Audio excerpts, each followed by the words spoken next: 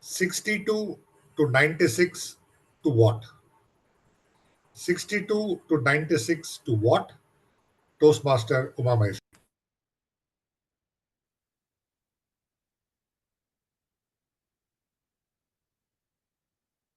Thank you, distinguished Toastmaster Satish.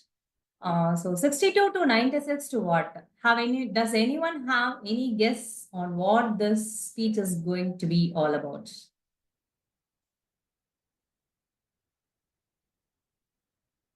I'll give a hint. It will always be in our resolutions. Weight loss. Weight loss, right? Exactly. Perfect. Yes. 62 to 96 to what? The speech is all about our weight loss. So this is going to be, I'm going to share my experience on this. So my journey, it was like this. Before my pregnancy, I was 62. And after delivery, I went to 92. And I tried a lot of things and I came down to 86. And then at the COVID period, and all those depressions, personal issues, everything, I shooted up to 96 back. And now I'm again on a journey to come down. So I'm going to share some of my experiences, what happened in this journey and what I learned to share with you all. I tried a lot of things. I explored a lot of diets, everything. Almost like I myself was a guinea pig for all these diets to experiment myself to know whether I can able to do it or not. And I found out certain things, especially certain myths we always believe, but which is not true with respect to weight loss. Every one of us are interested in this, which is a common goal. Every time we used to have this, at least 8 out of 10 will have this in their resolution. I need to reduce weight. I need to become fitter. I need to become healthier at the start of every year. So what happens? End of January, slowly in February, we go down in our resolutions that will end up in frustration, anger. Again, we'll go back to our unhealthy eating habits or unhealthy lifestyle. Or sometimes we'll just have those cravings because of those diet and all those things. We'll have those cravings. We just want to grab something and eat it, whatever that is there in front of us. So just let us just debunk those most common weight loss myths we have so that we can have a clear idea how to proceed in our life. Number one myth is diet is the quickest way to lose weight. So if anyone says this, don't believe it. Extreme diet equal to quick results will never happen. But we may get some short-term results, but they are not sustainable at all. It can slow down your metabolism. It can lead to nutrition deficiencies and sometimes even trigger binge eating. 1 week of strict diet, everything. I tried 1 week of strict diet, eating only uncooked food, fruits, vegetables. On Sunday, I completely turned up myself to 2 plates of chicken biryani. My diet is totally gone on that time. So the myth number one, extreme diets will lead to lose weight. Please don't believe it. It will never happen. Second, carbs are the enemy. This is a general thing they used to say. Don't take oil, don't take sugar. But the real enemy, they say, is carbs. Don't do it. No, not at all. We need to understand not all carbs are bad. Carbohydrates is needed for us, and we need to split up into two, like processed carbohydrates and complex carbohydrates. We all have studied in our science book in our school days, right? Carbohydrates get converted into protein, protein gets converted into fat, and finally it will get stored in our body. Obviously, carbohydrates is what? Having the longest part of digestion length, right? But why we are saying carbs is bad? Because how long the carb is going to take to get processed in our body matters. If it is a full complex carbohydrates, they used to say, to break it down, it's very difficult. We need to put a lot of effort. It's called complex carbohydrates. And when we try to have those complex carbohydrates like whole grains, fruits, vegetables, cereals, and all those things, pulses and all those things, those are all complex carbohydrates which will help you to help in our digestive system. It will take a long time to break down. Also, won't feel hungry very easily. But when you are when you're having a heavy hunger, when you are very hungry, and you try to eat a processed food like some sugary snacks or some burger or some puff or something of that sort, you might be feeling full. But have you ever noticed that you will feel hungry once again? Because those are things are called processed carbohydrates, which will break down easily, get digested, get added to your system very easily. Then you will feel hungry once again. So the trick over here is we need to choose the right carbohydrates. Yes, Toastmaster Jirish. So, yeah, you're speaking about carbohydrates. Carbohydrates are getting converted into proteins and all. Do you think that the fact is right, actually? Carbohydrates No, that do is be. no, Uh, not at all. But this is how we have read it, right?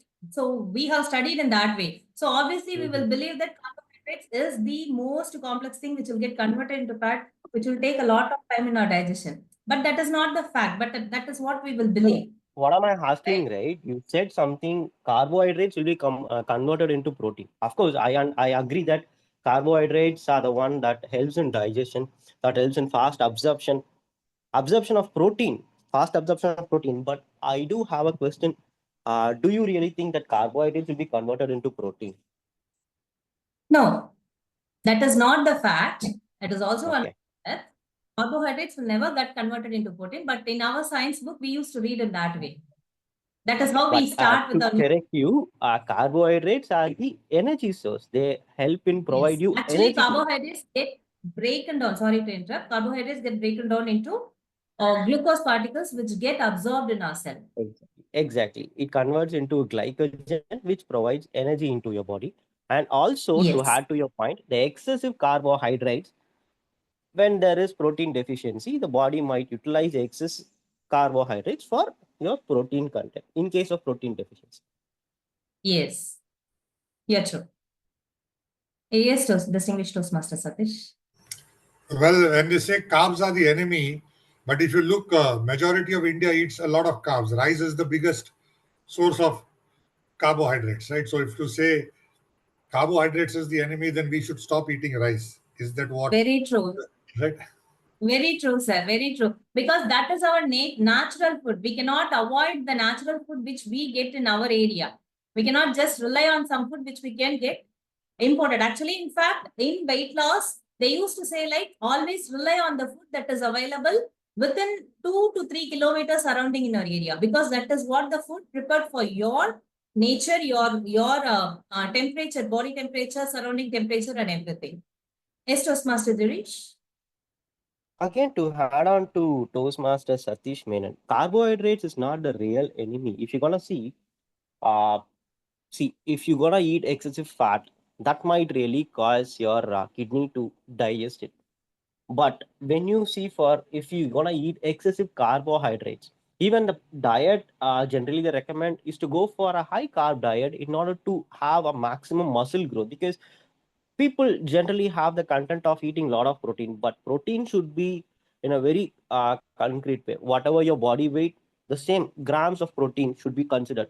Eating enough protein or more protein actually might really damage your kidney. But when you consider to this carbohydrate, even if you're gonna eat a lot of carbohydrates, you might feel bloated, uh, but you will never get into any kind of uh, what to say, any kind of thing that will really affect your body except your bloating. So I don't think like carbohydrates is a real enemy. Do you really think, Uma? Thank you, Jirish, and thank you, distinguished Toastmaster Satish Menon. Yeah, that is what I'm trying to say. Carbohydrates is exactly not our enemy. That is a myth we are seeing here. We need to check what type of carbohydrate we are taking. Like in fat, we used to say good fat and bad fat. Same with respect to carbohydrates, how complex it is. The more complex it is, the better. It will take a lot of time to get digested and get absorbed in our system. The less complex, it will break down easily. So we will get a lot of energy immediately, which is more than what our body is needed. At that time, the problem happens. It doesn't know how to store, and so it will get stored as either fat or it will get be chunked. Hope this clarifies. Thank you. Yes, So the yes. third myth. Thank you, Toastmaster Suresh. The third myth they used to say is like, do workout hours together for every day. I don't think that is needed. Doing workout hours together for every day. Exercise is an important factor. I totally accept. But in a proper exercise with a clear planned, full planned, balanced diet is always the secret. You cannot rely completely on diet, or you cannot rely completely on exercise. When you combine both in a clear, balanced way, you can reach your goal on fitness. So this is a recommendation given by WHO for each and every age category. What is the minimum or what is the ideal amount of workout time we can have? If you are on a 3 to 5 years old, then if you're active throughout the day, that is more than enough. For a 6 to 27 years old, they say do 60 minutes of workout every day. Could be running, playing, which includes cardio, some weight training and bone strengthening. Sorry, it's not those, it's bone strengthening exercises. And from 18 to 24 years, they say 150 minutes of workout every week. To be 30 minutes for 5 days. And it should mainly include both cardio and weight training. And if you're more than 65 years, again 100 minutes workout for every week. But apart from cardio and weight training, they're suggesting balancing training exercises also, considering your age. And this is one factor which is needed, because when people say like 10,000 steps a day, this is one popular thing that is coming up. And if you're walking for 1 hour continuously or 2 hours continuously for the 10,000 steps, and I'm completing it, I don't think it will work out. So it should be a balanced, a spread out activity throughout the day where you're continuously moving will always help you out. So extreme continuous workout throughout the hours over a day is not a complete solution, but a clear planned exercise with a clear planned full balanced diet will always help you. And the fourth myth is, we see a lot of Instagram reels and YouTube shorts saying that if you want to reduce your arms, if you want to reduce your midsection, reduce your thighs, do this, do that, do that. I don't think that will ever work. Losing fat in one area is always a myth. When you do a workout, when you do exercise with a diet, your body actually decides where it should take the fat from, and it will absorb the fat in that area. Usually it is from all over your body, not just one area. So anyone if says like you do this exercise continuously for 30 days, you can have a spot reduction. Definitely it will never happen. In my 10 years of experience with gyms, workout fitness, it didn't happen for me at all. So if anyone says like spot reduction is possible, I don't think it is possible. When you do exercise, when you have a good diet, your overall body will get toned, you will lose weight in all the places, and slowly the areas you target will also come into picture. And the next myth is weight loss is linear. So say like weight loss, it will happen in this way, please don't believe. Sometimes weight loss is not a straight line. It will go fluctuate. It may come down or it may stand in a same line. They call it as weight loss plateau. It is very normal. Could be due to a lot of reasons. It could be water retention, hormones, some other factors, our lifestyle, stress in our regular life. All those things might impact our weight loss. Even though we are doing a proper exercise, diet and everything, many factors will play into picture, which will fluctuate our weight loss journey. So if anyone says the weight loss will happen in this way, please don't believe. Weight loss as a straight line will never happen. So what I say is like, don't try to step on the weighing scale every day. It will definitely reject you. You might not see an expected result, or you might see a sudden spike in your weight, which will make you feel disappointed, get diverted from your track of weight loss. So, and also people nowadays used to say, my master used to say this, don't just target on weight loss. Just check on inch loss as well. You might not see a change in numbers, but you definitely see a change in your size.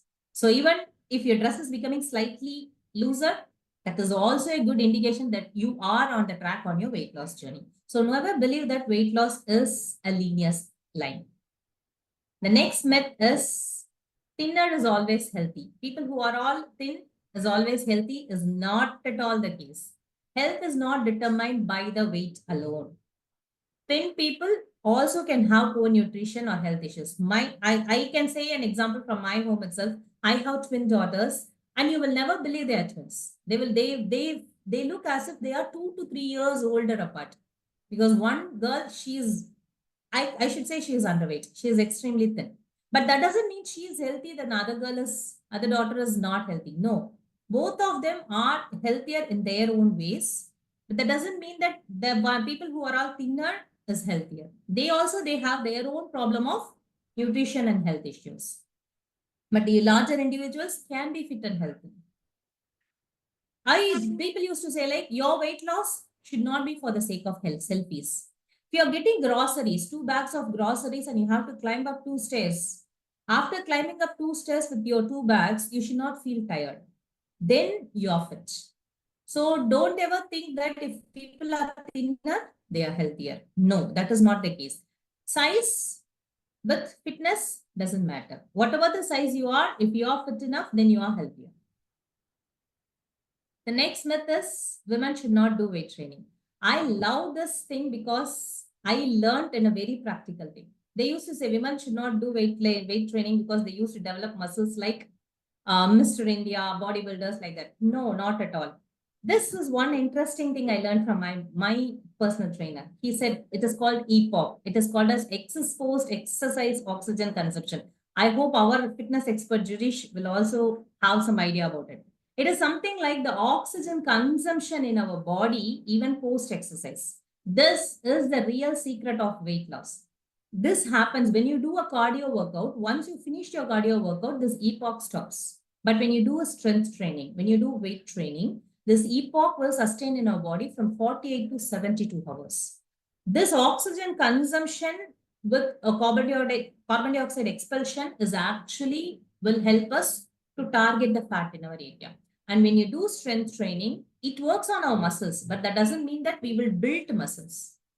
Our muscles will break down and the body will consume the energy from inside us to reconstruct the muscles. But that doesn't mean that our muscles will build on it. If you want to build muscles, that is a totally different area where the concerned fitness trainers can help you. But when you do weight training, please don't think you will develop extraordinary muscles. That will never happen. So this is what my journey was. I started from, this is what the first picture is what when I was working in Cognizant, and after I quit my journey, my job because of personal issues and everything, I shoot up a lot of weight. And once I learned the concept of this, once I got a personal trainer who can help me on understanding the concepts, I started going on a right track, and hopefully I will reach my target in another 1 year or so. So this is my weight loss journey, and these are all the things I learned in my journey. I'm happy to share those things with you guys. Let me close this session and hand it over to the Toastmaster for the day.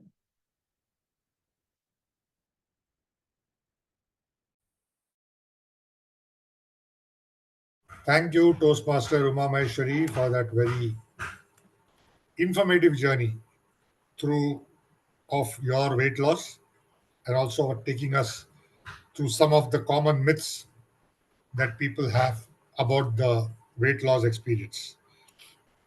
On a jocular note, I was seeing some video of a very humorist Hindi poet interview, and he was asked. I would like to invite Toastmaster Ranga to read Toastmaster Umamaheswari's speech report. Over to you, Toastmaster Ranga. Good morning and thank you. So, Toastmaster Umamaheswari, something was managing a difficult audience. And well, we know Toastmaster Umamaheswari did a fantastic job. While she was giving her speech, she was interrupted first by Toastmaster Jirish, who had a couple of questions based on her presentation. And she was very respectful, and she took the time to understand what the question was and gave a response. But immediately thereafter, as soon as Toastmaster Jirish stopped, distinguished Toastmaster Satish Menon immediately fired the next question, which too she handled very adroitly. She was able to switch between one question to the other, even though the topic was the same, but the questions were diametrically opposite. And she made sure but she was able to understand the second question as well and answer it on its merit. So due credit to her. And just as distinguished Toastmaster Satish Menon was completing his question and Toastmaster Umamaheswari had answered his question, Toastmaster Dinesh once again interrupted and asked the second question, which was a sort of, just rolled into one. But she is a past master and she was able to handle all the three questions with aplomb and deliver proper responses to each one of the questions to their satisfaction. That was evidenced by the fact that after he had replied to every one of the questions, each one of the questions, he asked whether there were other questions on the topic. When there were none, after a brief pause, he moved on to the topic and completed the rest of her presentation. So it was completely done with professionalism and respect for the audience as well. There are a couple of things that I could see. As per the manual, it says that there has to be three interruptions. One is the talker, which we saw, and then the interrupter, and the third and fourth one, where the chatterer, where somebody interrupts the speaker with unwanted references or something not related to the topic, as well as an argument. So someone debating on why this is right or so. I found that these were missing from the presentation because the interruptions lasted for about 3 minutes, and after the first and the second interruptions, the process of the speech continued fully without any further interruptions. It could have been spaced out, but as far as handling the session, Toastmaster Umamaheswari has done a phenomenal job in not only explaining the contents of her speech and also responding to both the interruptions. Best wishes to the speaker. Back to you, General Evaluator.